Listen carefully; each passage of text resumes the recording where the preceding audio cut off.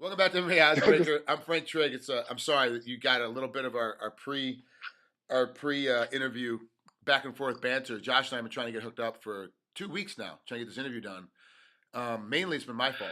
My computer crashed for a while. We couldn't get the timing down right. It was a whole mess. But Josh is very very easy to deal with because he always finds a way to make our interviews happen. Even with that, what is that Grizzly Adams thing you have going on there? What is that? It's Utah, bro. I mean, it gets cold here, so we're a bunch of hunters and we go outside, so gotta stay warm, bro. Josh, You got a nice shadow though. You got a nice shadow going on. We'll get to my shadow in a second. All right. You're talking about being cold. It's Utah. You're cold, so you got to have this big fuzzy beard. You got a little baseball cap on, and you're wearing a freaking tank top. You can't talk about how cold it is when you're wearing a tank top. It doesn't snow in my house. It's still cold. Like you still have to leave the house at some point. My wife keeps it nice and warm in here, so it's when I go outside, So how's that electric bill treating you now that you guys actually just went up like 13%? I was reading the other day. I just happy wife, happy life. If she wants the house warm, it helps me keep my weight down a little bit. I'm fine with it. I'm cool with it, but they're not cheap in the winter. Yeah, no, they're somebody bought up all that because the solar plant down here in just outside Las Vegas just started. It just opened up, but everyone in Las Vegas is like, oh, we have a solar plant, but they didn't realize that it's being sold to Edison in California, so it's all for California. It's for their power. It's not helping us at all. Uh-huh. And so our electric here is getting bought out, and it's going to go up again. So we're going up another 13%. And you do realize that wintertime, my gas bill might be $30 to heat the house. It's not. Right. Summertime is when we get killed because it's all electric and it's all the air conditioning. That's when we're getting beat up. So, and at Utah that they're using down here is going, look at Utah. Look what happened to Utah. It went up by 13%. Everyone is struggling now to pay, and it's winter. You guys have the problem in the winter. Right. Our problem's in the winter. In the summer, it's more water. Our water skyrockets because you guys don't have any grass down there. We got lawns and yards. We got to water them. They actually pay us to take our grass out. Get rid of your grass. No wonder it has rocks. Yeah, they want desert landscape. I'm like, that's pretty. Right. I guess. I mean, I don't know. Plus, Vegas used to use a lot of our water, and we took a lot of water away from what we were giving you because of this NSA plant. They're using like crazy millions of gallons of water every day. So yeah, we kind of we thought that we were going to be okay with because we obviously have the Hoover Dam. And we thought that backup would help us out a little bit, but we're in Nevada's in a severe drought, and it's tough. It's a bad situation, especially if you're a green kind of outdoorsy kind of type. Like I don't know how to explain it best, but like if you're like solar energy and electric cars, and that's like kind of your personality. Vegas is a tough place to live because we have very little of everything. All of our water has to be shipped in, all of our electric has to be brought in, all of our everything has to be brought into us. There's nothing that really grows out here except for pollen. Vegas is one of the craziest illusions to me ever because it is the desert. You drive, especially driving in from Utah, as you're driving through the desert, it's Death Valley. All of a sudden you come to Vegas, all these lights. I mean, you're just like, how is this here? I always say, how does Vegas get the best sushi? You know what I mean? Like, but you can find anything that you want in Las Vegas of any style, of any origin. I mean, it blows my mind that Las Vegas is what it is. We actually, I talked to a couple of sushi chefs here in town, and they fly in fresh from the coast. They fly in fresh everything every day. It comes in fresh every day.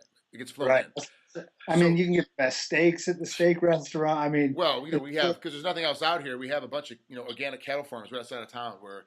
Like 9's Steakhouse, the 9 group over at the Palms, and Nove over at the Palms, and Fleming's now buys from them as well. But they all have this. We have this huge organic cattle ranch just outside of town because there's nothing else out there. You're like, what are you going to do with it?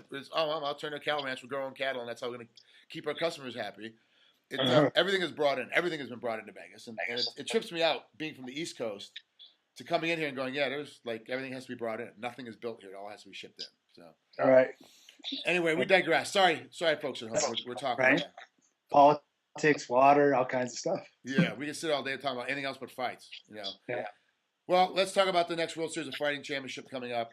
Tyler Stinson, WSOF 9, March 29th at the Hard Rock Hotel Casino, right here, speaking of which, in Las Vegas. So unfortunately, I am going to be in Detroit when you guys are having a fight here in my hometown, and I'll be on my way to Paris. So I actually can't be live at this one because I got to work someplace else, which sucks. But break down Tyler Stinson for me. Like, how do you see him as an opponent? What do you think he's going to try to do? We know when I first heard about the matchup, I went and looked him up because I didn't know who he was, and I'm like 6'3". How are these dudes? How are they 6'3" fighting 170? This guy's arms are as long as my legs. I'm 5'10", and so obviously, that was the first thing that I wanted to kind of figure out. And I went and looked at his record.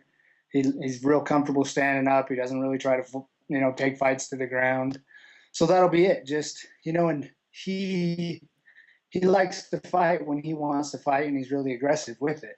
So I think that I will let him do that. I'll let him fight when he wants to fight. I'm going to have to beat him to the punch or counter him, and just kind of figure that out and find that range. But you definitely got to respect his hands, and as far as that, but I'm excited for the fight. I think it's a really good matchup for me.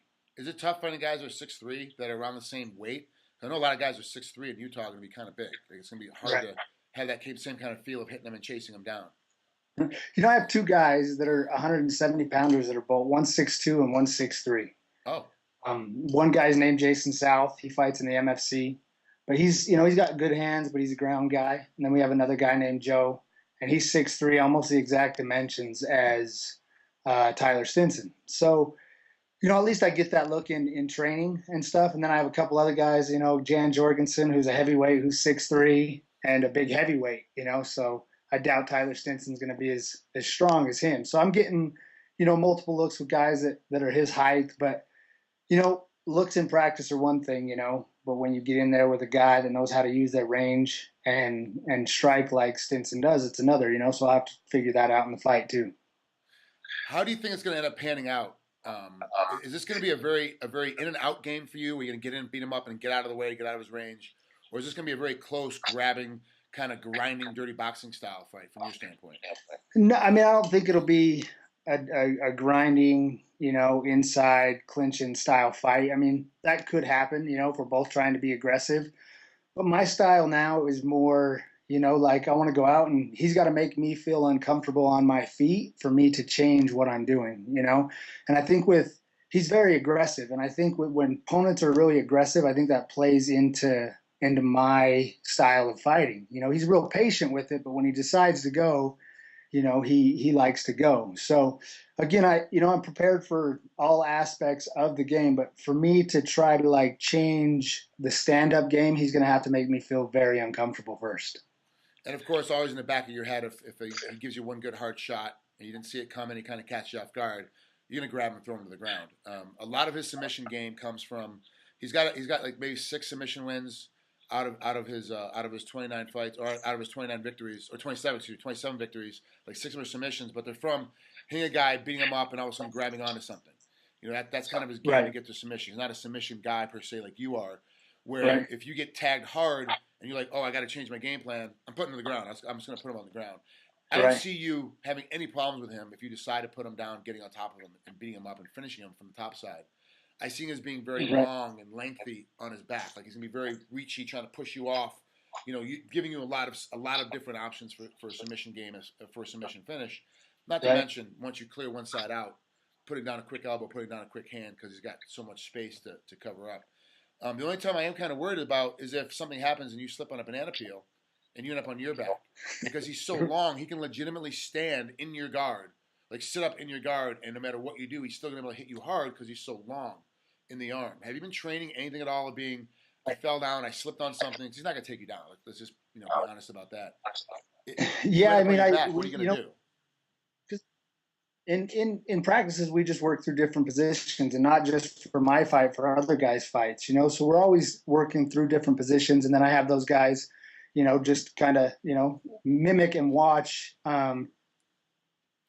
Tyler Stinson, so for those things. So I'll definitely, if I go to my back, I'll be prepared. But what happened with the Steve Carl fight, I didn't think there was a chance in the world that he'd be able to take me down. I hadn't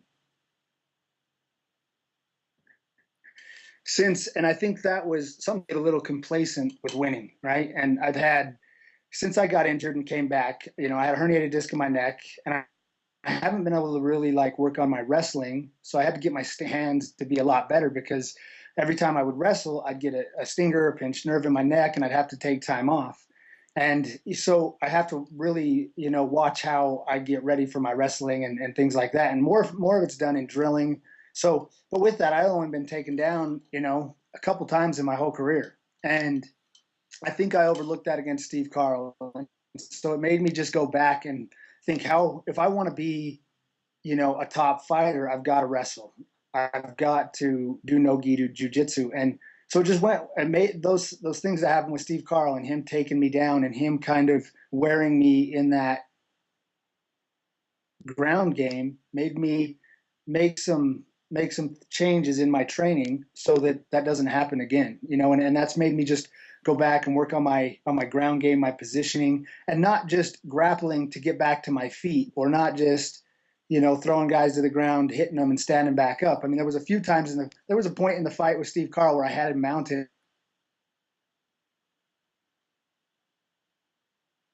and I let him up but for some reason my mentality in grappling had changed over the years to where I'm like, oh yeah, I'll let you back up. I want to stand up anyway. But now I think I'm gonna, in these next fights, if they go to the ground, like, you'll see a big difference in how I approach my ground game and how, just how I compete on the ground. It'll be a much more vicious and, style that I used to have that I haven't had for a long time. Well, ladies and gentlemen, that's Josh Burkman. He's getting ready to fight Tyler Stinson coming up here in World Series of Fighting number 9 here on March 29th. They'll actually be at the Hard Rock Hotel Casino in Las Vegas. Josh, thanks for finally getting this worked out. I like the beard. Obviously, it's going to be interesting to see how long you keep it when at fight night. If you're going to keep it that length, you're going to trim it down a little bit. But good luck against Tyler Stinson. We'll talk soon, bud. You know what? Okay, bro. All right, I'll talk to you later.